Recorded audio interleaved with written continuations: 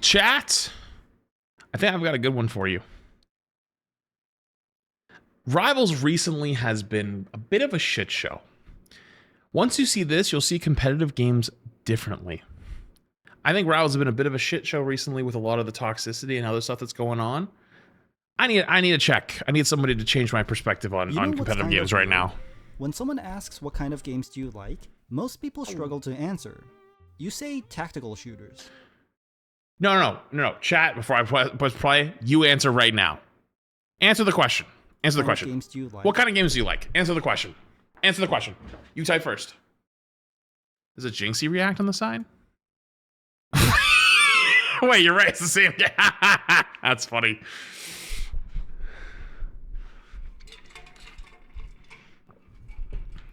Chat, if you guys don't know, there's a channel in my Discord called Flats Reacts. Like, I get a lot of stuff from you guys. You guys know that, right? Okay, I'm gonna answer the question, what kind of games do I like? I like games that challenge me mentally. I'm not as much about being physically challenged with it, right? Like hitting like tons of like iframes and like repeated like I don't know. I'm trying to think of a game like that would be really like, I think CS is a good example, maybe, you know, like really hard tack shooters is a good example, like CS Valorant, maybe, even though there's a lot of people that probably break those down as more of a, like, oh, it is positioning, you know, if you just have your crosshair in the right spot, it is, but it's also aim. Like you watch a lot of like the top players, like they just go click, click, click, even if they set themselves up to be in a good position to do so. I know that's a really big importance, like being in the correct spot to be ready for them, but I want more of the mental challenge, whether it's about like, you know, something like, oh my God, what have I been playing recently? Most people struggle to answer. You say tactical shooters, and they respond, oh, so you must like Counter-Strike, Valorant, and Rainbow Six Siege. And how's the volume? Actually only Counter-Strike. You say strategy games, and someone recommends you Civilization, when you wanted something more like Hearthstone. Game genres are kind of broken, It's a little quiet. But I think there's a better way to think about this. And it's a much simpler way to look at games. And once you see it, you'll see games much more differently. Oh, it's the thumbnail. But let's start somewhere everyone can agree. Every game has something that separates the good players from the bad ones. Sometimes it's pure skill. Your reflexes, your aim, your timing. Sometimes it's information. Knowing things the other person doesn't. Sometimes it's something harder to name. The mental side. Reading people, managing randomness, and adapting on the fly. These aren't just different skills. I don't know. I was like, wait, can't we see through the walls here? On the fly. And then I saw that guy appear for half a second, but I'm looking at this guy over here. I was like, wait, is he just shooting at nothing? And no, he did get the kill. These aren't just different skills. They are fundamentally different kinds of gameplay. And most games mix them together in different amounts. So let me give you 3 words. Micro, meso, macro. What the fuck is meso? Now here's where it gets interesting, and a little uncomfortable. What if I told you the clearest way to understand what a game is actually testing is to think about how you'd cheat in it? If you wanted to completely break a game to make it trivially easy, what cheat would you... Wait, that's the fucking, the sound from, Welcome to the Game. Bro, that game traumatized me yesterday. I gotta figure out how to play that game. That was actually pissing me off yesterday because I felt bad that I literally could not progress because I was just too stupid. Use. The answer to that question tells you more about a game than any genre label ever could. So let's put this to the test. What is micro? Micro is the execution layer. It's your aim, your timing, your movement, your muscle memory. An example of a micro cheat looks like an aimbot. Perfect inputs every single time. If a game can be broken by perfect execution, that's a micro game. Osu, Geometry Dash, Aim Trainers, and Tetris are a few examples. You can cheat in Osu with perfect cursor tracking. This would be a good example of something I'm not super interested in. You can cheat in Geometry Dash with perfect jumps. These are execution cheats, and you can feel the microness when you play them. Sure. Meso is the probability layer, the place where mind games exist. You're reacting to the unpredictable nature of people, not mechanics. A meso cheat looks like stream sniping, knowing someone's habits before they show them, reading cooldowns, seeing things you shouldn't see yet. The best example for the purest Mezzo game is Rock, Paper, Scissors. There's zero execution skill. It's entirely mental and probability. Isn't there like ways you could technically like, I don't know if it's real, right? Like you could like, there's like mentalist stuff of like, you know, you compliment someone's shirt before you do rock, paper, scissors. There's a higher chance they'll throw paper or something like that. And I don't know. I've seen some bullshit over the years. Among Us also runs on Meso. So does Liar's Bar. Even the stock market is built around this layer. If you wanted to cheat in Among Us, you'd stream snipe to know who the imposter is. If you wanted to cheat in stocks, you'd insider trade. Notice how none of these cheats involve executing anything better. They involve knowing something you shouldn't. Knowledge Macro checks. is the system's layer. It's your routing, your resource management, and your win condition. You can think of it like the mathematically correct way of winning the game. A macro cheat looks like a chess engine, economy automation, or you can imagine like a perfect coach telling you exactly what to do. Darren, ping it. I don't know why this just made me think about like that monitor that has like AI built into it. Do you know what I'm talking about? There's like a monitor that like people were worried that it would help people cheat in League of Legends specifically. Need to let our team know what's up. Pure macro games are almost mathematical puzzles. Think Factorio, Someone said, is this the real flats? No, it's the fake flats. The real flats is down the street. Polybridge, Connect 4, Tic-Tac-Toe. Once you find the optimal solution, the game is solved. But here's where it gets really interesting. Most games aren't just one of these, they're combinations of them. And the combination tells you everything about what kind of game it is. So let's look at micro plus macro. These tend to be single-player precision games. You need to know the optimal solution and execute it fast. Dude, we gotta go play. We have to play Dark Souls at some point. We gotta do it. Rubik's Cube speedrunning, Mario 64, Jump King, and getting over it. If you were to have a perfect micro cheat in Elden Ring, you'd have perfect dodges. But if you were to have a perfect macro cheat, you'd use the mathematically optimal build. But Oh, so you just stream these games with a chat. there's Okay, I one weird understand. multiplayer outlier here. 8-ball pool. There's a What? mathematically optimal shot, and then there's the skill of actually hitting it. So even though it is player versus player, the room for mind games doesn't really exist. And I think it's Yeah. a rare exception. Next, let's look at micro plus mezzo, Chat, you This guys good at is pool? PvP. You guys ever actually played pool? Like IRL? skill expression games.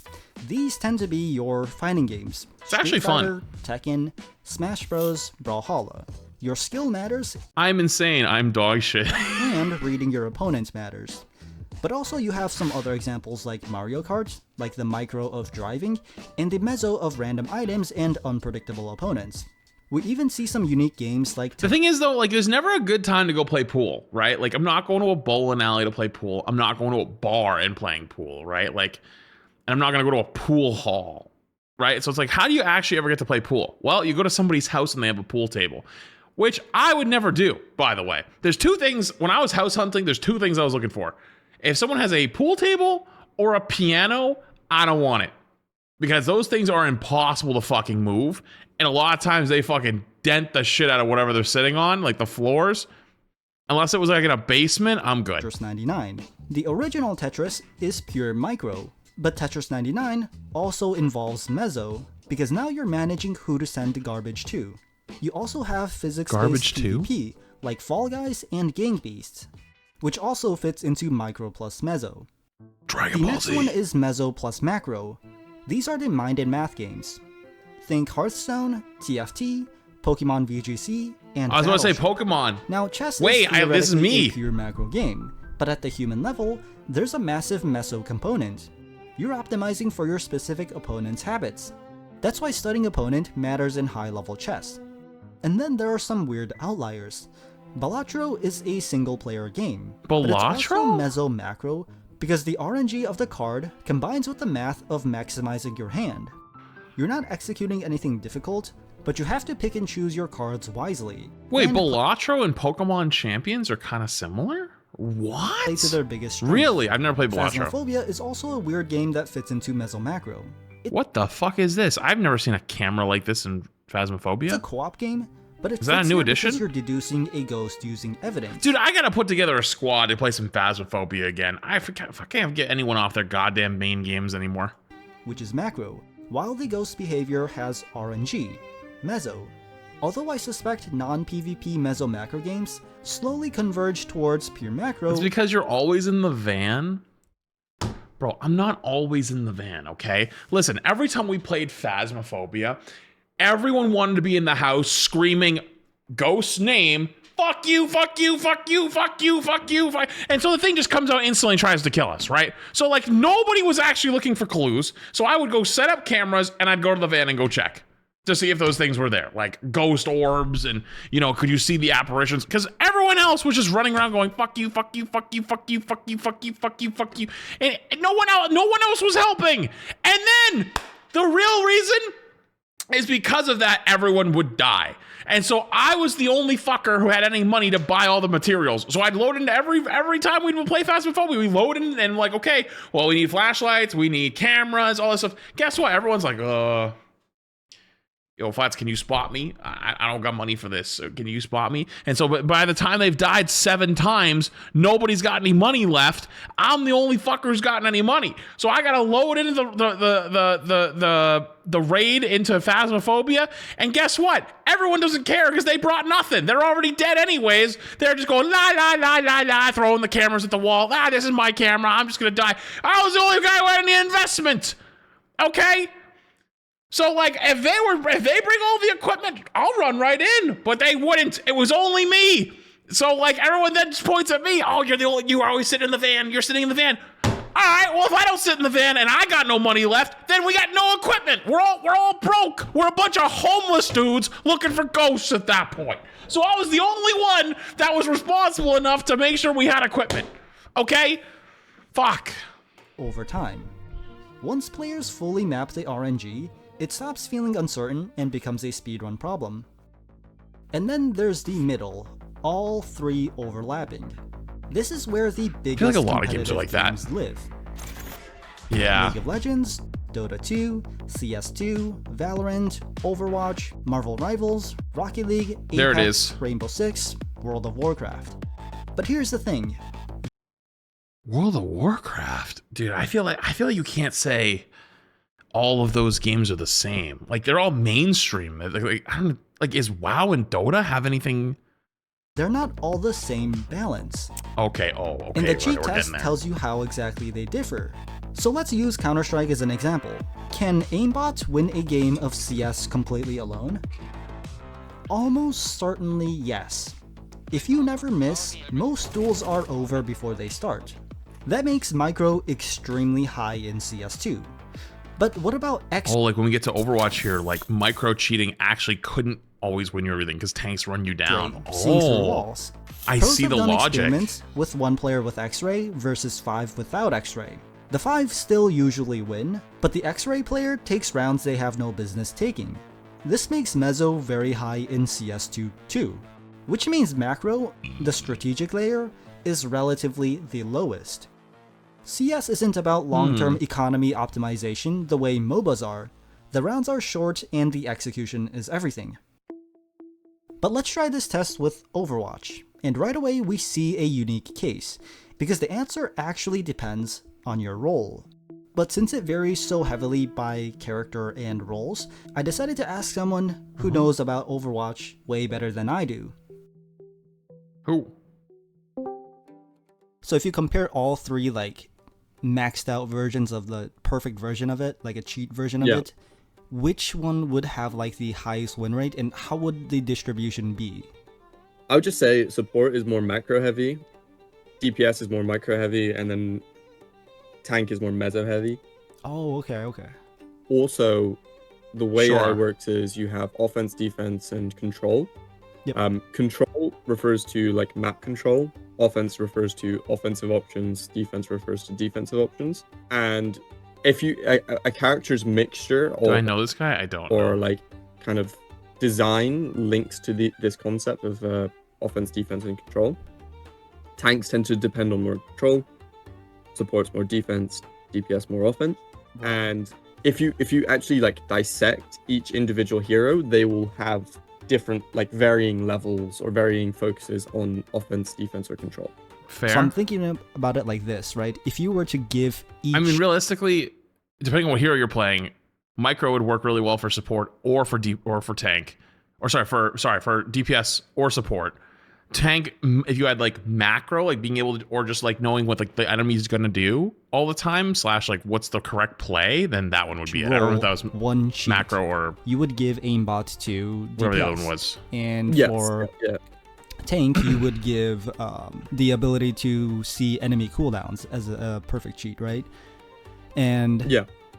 for supports, you would have a coach or an I don't engine. know if I totally agree with that. I think aimbot and aimbot for these two. This one, wall hack and cooldown seems so different. Like if I had coach and cooldown, I think I'd put those two together. Maybe. Perfect coach. Yes, that's in your head. perfect.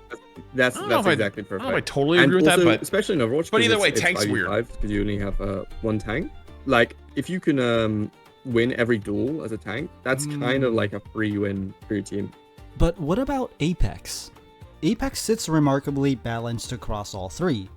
If you think about which player is most likely to win, a guy with perfect aimbot, a guy with perfect wall hacks, or a guy with perfect ring knowledge, all three actually has a pretty good chance of winning the game. that is true If you though. have aimbot, you can easily kill anyone rotating, but any Winning the game though is hard because then you'd have to win the 1v1 at the end, even with perfect ring close range placement. fight But will tend to go either way. thoughts But on Apex? I actually like Apex a lot. I have a lot of hours in Apex. I've played it a good amount. I'm actually a Apex tournament champion. I am an Apex Legends Twitch Rivals World Champion, if you don't know.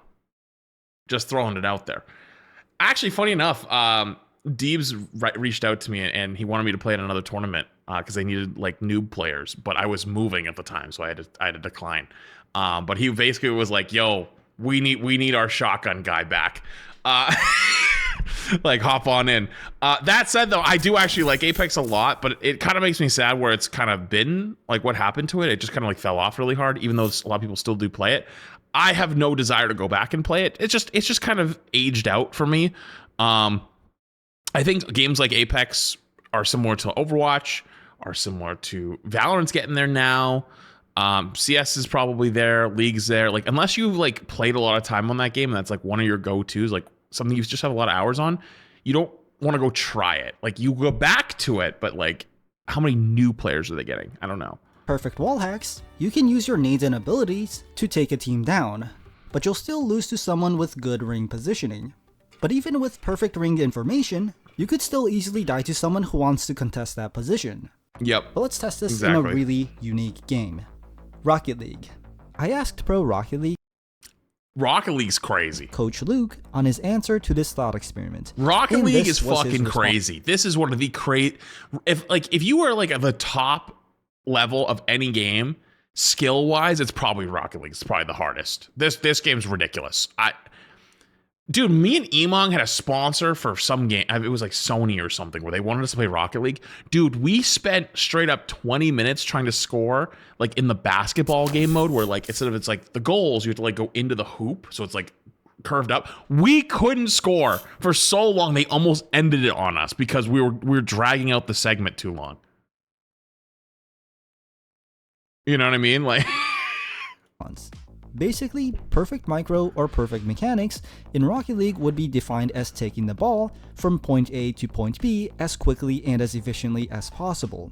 Like how in a first-person shooter, aimbot moves the crosshair to the target as quickly and as efficiently as possible. For Rocket League, smarts cannot make up for the fact that a more mechanical person can just take the ball to the open net far more than someone with less mechanics. Yeah. This makes Rocket League heavily micro-dominant. But after micro being the most dominant, he put macro second and meso last. This is because even if perfect meso allows you to hear enemy comms or see enemy boost, doesn't change the fact that all information in Rocket League is able to be known at all times. And for how fast-paced the game is at the highest level, listening to a perfect coach verbatim would be better over hearing enemy comms or seeing enemy boost. Also, the closest thing to perfect micro in Rocket League is the AI bots. I came across footage of 3 semi-pro players versing 3 of the best Rocket League AI. crap, and you're dusting. No. Oh my god. Wait, In that's the 3 the AI bot? bot, we're able to win comfortably. What? So here's what this framework actually The bots beat the best players? gives you. It helps classify Bro, anyone remember my old spectating the bots back in the day in Overwatch? Imagine like the hard bots that fell in the hole. Like games, versus- but it also helps understand yourself as a player. I noticed something when I looked at which games I genuinely enjoy. I gravitate toward games Bro, look at this one in the middle. Diablo, Marathon, League of Legends, Overwatch, CS, Deadlock, Rivals. Honestly, I wanna be like, no, this isn't true, but like this is a group that if I had to pick a group out of all of these to play, I play the most in here. Right? Like I haven't played Fortnite since like 2019 probably, but I played Fortnite. I played CS Rainbow Six for years. Ew, but I've played it. COD I've played. I actually don't know what this is off the top of my head. The finals I've played Apex, I've played Rocket League, I've played Halo. I can't tell what these two are. Is that Warframe maybe? I don't know. Diablo I've played, Marathon I've played. I don't know what this is actually. League I haven't played. This one I don't know what it is. I haven't played. Don't know what this is. I can't tell what this is either. Overwatch, Valorant played, PUBG I've played, WoW I've played technically. Oh, it's Dota? Oh, okay. Battlefield I've played, Smite I haven't played, CS I've played, Deadlock I've played. I don't know what this is. Rivals I've played, Destiny I've played, TF2 I haven't played, but I probably maybe could. Oh, this is Minecraft? Okay, Minecraft. And then I've played Rust before too. So like, yeah, I actually kind of agree. in the middle, Shit. the full micro, meso, macro cluster, and toward Shit. pure micro and pure macro. But I don't really enjoy micro macro games. Speedrunning doesn't scratch the right itch for me. Me too. And when I looked at why, it mapped exactly. In Apex, I'd argue I aim pretty well and have respectable movement. I'd say I also have a solid understanding of rotations and ring positioning, but I tend to tunnel vision in close quarter fights, specifically when we're in the same building. So I tend to miss meso reads when the pressure is high. And this Yep. exactly explains the gap in my game. Because here's the real insight. Every player has a natural lean. Some people are micro players. They grind mechanics obsessively, and they want the skill gap to feel fair. Some people DPS are players. meso players. They love reading people, and they thrive in the chaos of PvP randomness. Like we even see a common cluster of people who play Among Us, GTA RP, luck-based games like gambling, along with many other party games. And then we also see that some players are macro players. They love efficiency, they draw routes on maps, they think about the game between games more than during it. Yeah. And most of us are a mix, but not an equal mix. The games that frustrate you the most, they're probably demanding something your brain doesn't naturally give. Holy the games shit. you keep coming back to, they're probably rewarding the part of you that already runs at full power. The genre label You know what the funny part is like, dude, when I was younger, I had like, I would say micro was probably my strongest on controller back then. Probably wouldn't be anymore because I just haven't played on it in like 8 years. But like, dude, I never quite got mouse and keyboard. Like, I think I was like, maybe I was just too old. You know, like I was already in my 20s and I just didn't have enough time to put in on it. You know, and I also just didn't care as much as I probably would have like when I was like younger on hitting every shot and whatnot. But then like, it's funny, over time, I just cared about that less and less, and I cared about like macro more and more. So like maybe that's something that even changes with time too. never told you any of this. I guess that even falls into the stereotypical like, oh, the hit scan player who's like 15 years old, he's cracked out, but he's just miserable or has Adderall, you know? Action RPG doesn't tell you whether you'll be grinding execution, reading opponents, or solving systems. It just tells you there's a sword and a level bar. And maybe more importantly, you can stop blaming yourself when a game doesn't click. Cause maybe the games are testing things you haven't built yet. In my case, it's the underdevelopment of meso. And that's the 3 dimensions of games: micro, meso, macro. Every game lives somewhere inside them. And now that you know where to look, you'll never see a game the same way again. Dude, that was actually really good. Holy hell. You're right. I actually won't see a game like ever again like that. Like I would never have thought Rust and Overwatch have overlap, other than the fact that they're shooter games. I would have never thought that Overwatch and League, or hell, let's go Rust and League. Do Rust and League have overlap? other than the chances of you getting slurred at? Probably not. But they kind of do. They kind of do actually have a lot of overlap. Because like the same type of player plays a lot of those. And I'm one of those players that does. And probably most of chat as well. Huh. And especially like in the streaming space, this is probably the most common area. Right? Like this is the most common area for streaming. This is the streamer graph, is in this middle. That's where all the streamers are.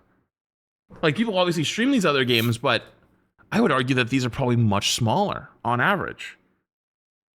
Much, much smaller on average. But this is where all the big boys are. For gaming streamers. It's just the high octane FPS, high octane strategy, competitive games. This is a really damn good video. Holy.